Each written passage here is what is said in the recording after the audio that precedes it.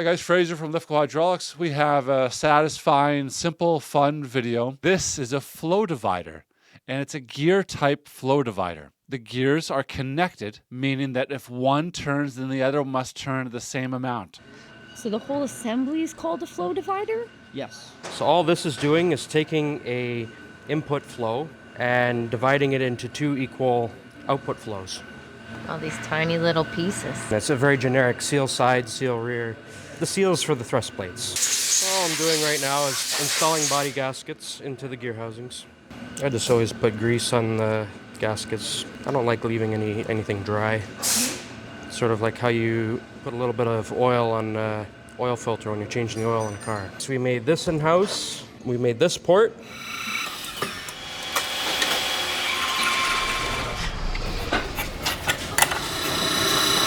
Drilled these two holes, and we made this port, and then we've also made in this port end cover, and then we have one more port in the other port end cover. We would make this one in-house because the customer needs just one, and a large manufacturer such as Parker, they're not going to want to just make one. They're going to want to make 5 or 10 of them. This is the role of a distributor. We have put all the stuff on the shelf to be able to supply this from stock quickly. Now we're machining these because we need to set it to the connections that the customers asked for. This time they're threaded connections. So we need to drill and make the threads. These only go in one way, so there's a groove on that side and no groove on the other. So the groove goes up. This is a backup seal that goes on top. And again, these only go one way, so you can see the flat side goes up. That's Made it. a nice click noise on that one It side. does. And sort of rinse and repeat for the other two. It's sort of second nature at this point. Yeah. Been doing this for 7 years, so. There we go. And that's that. That's all the little pieces, yep. So, port end cover. Show it this way. Have the drain on top, thrust plate. I like to put a little lubrication. Yeah, when you run it for the first time, it's not completely dry. Like that. That's the drive gear. And the Idler gear. Correct.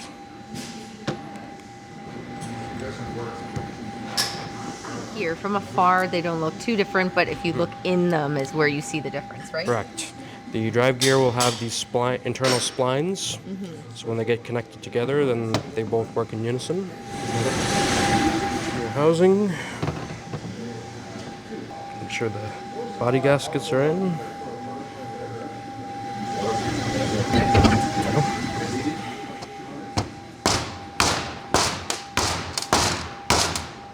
This is the second thrust plate, so they always come in pairs. One will go on one side of the gears, and the other will go on the other side to sandwich the gears in. These are also birotational, so you can see by the notch. So on a single rotation, there'd only be a notch on one side, not both. They can be used in a unit that can spin both ways. More dowel pins. Connecting shaft. These connect the two sections together. Then comes the bearing carrier.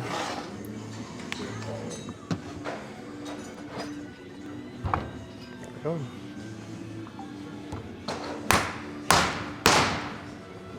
And then we keep stacking.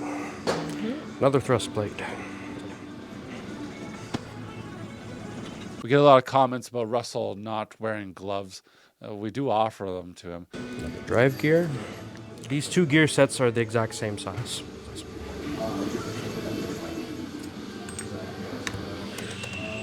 Does that just basically give a little platform for the gear to like rotate on? It's a wear surface for the gear to rotate on. Versus it running on straight on the housing? Yeah.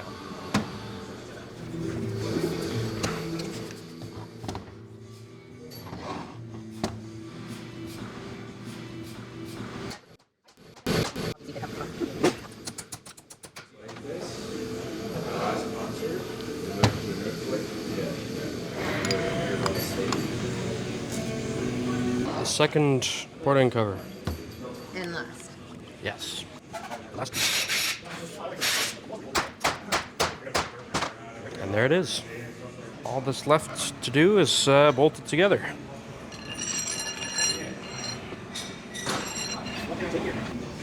There. Are they supposed to be even? Be even on both sides. And what is it measuring? 2 5/8 for in this case. I check it along the way. Yeah. And if you don't get it right on, what's the complication? Not a big deal. It's just I try to be as accurate as I can be. There might be an issue in mounting later on. Because they use the ends of the rod to mount onto whatever they're using? Yes. Okay. And this side is shorter for a reason? Side doesn't need to have extended studs as per the drawing. The bottom side has to have extended studs with some extra nuts and washers on. Those have a torque spec? They want here 3,000 inch-pounds, which is a little more than I would usually torque I was going to 5/8. ask if it's different on a gear pump versus a flow divider. Yes. So one of the things that Russell said that was a little strange to me was he said that the gear pumps and the studs in the gear pumps and the studs in the flow divider have a different torque on them. That struck me as kind of odd. Torque requirements of a threaded fastener are determined by the fastener itself, not by the application or something like that. But maybe there's a little bit of wiggle room. If Russell said it, then it's probably true. I should look into it a little bit more, though. So here they want 3,000 inch-pounds, which equates to, I believe, 250 foot-pounds. So that's what I will set my torque wrench to.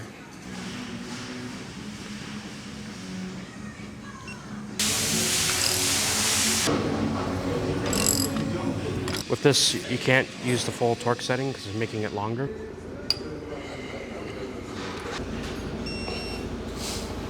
This one. I'm gonna get a lot of comments probably about the way I'm doing things here. Everybody always has different ways of doing things. Yeah. But as long as it's being done and you're actually torquing it to spec, Yeah, then you're fine. there it is. And 4. That's it. It's all done. Now we go and test it. As you can see, Steve already got ahead of me and started putting fittings in.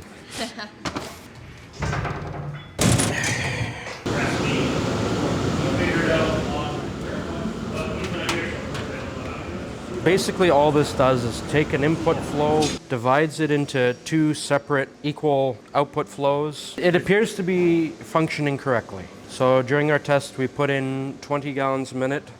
We got 10 gallons a minute out each side. Then we increased the flow to about 25. Still got equal flow out each side, each port. A flow divider separates one incoming flow into 2 flows that are, in this case, of equal size. It has no way of knowing whether or not the actual flow is leaving it. It has no feedback. It has no ability to receive any signal from an actuator telling it to give it more or less flow. This one is just very simple and economical. So we're able to give them exactly what they have already, because this is replacing something that's already there. We're able to replace it with the exact same thing so they don't need to make any modifications. It takes a little bit of extra time. It costs a little bit of extra money, but it makes life a lot easier for everybody. Parker is a leading manufacturer of hydraulic pumps and components. We're a distributor for them. It's our main business, and they just awarded us Distributor of the Year for 2 separate divisions. We're beaming with pride. One of the big crowd pleasers of our facility are our Cardex machines. Cardex is a brand. They sell a vertical lift module. It stores parts in trays, and those trays are machined from floor to ceiling. And we just bought 2 new machines, so that's going to bring us to a total of 6 here at this facility, and those are coming in December 15. The previous 2 machines, we did a live stream of the assembly. It takes about a day and a half to 2 days to assemble 2 machines. Stay tuned.